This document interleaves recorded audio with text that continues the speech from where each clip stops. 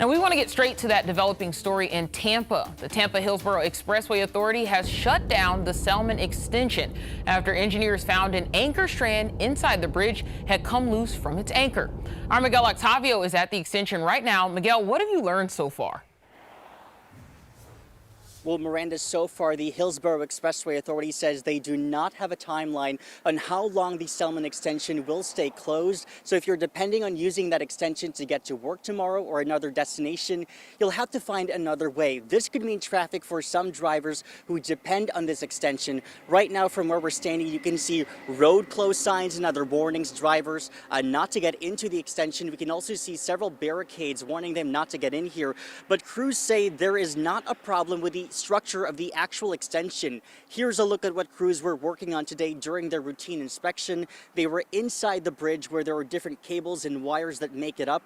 What they found was one horizontal strand had come loose from its anchor, and as engineers went further, they found another steel strand had become loose. They say this is not a problem with the structure, this is just routine maintenance. They say think of it like checking the oil level of your car or looking at your tires for nails, but they are closing the extension to be extra careful about your safety. Think of a rope and think of one of the strands of the rope has come out. And that's really what we're dealing with.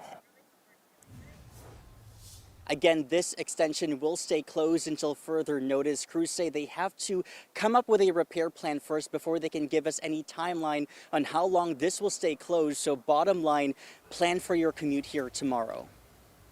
Thank you, Miguel. And for your morning commute tomorrow, you can still take Gandy. You just might be in for a little bit longer drive since the Selmon Extension skips all of those traffic lights. And the Selmon Extension is not even a year old yet. Let's take a deeper dive. Now, it opened in April of last year after crews began working on the project back in 2018.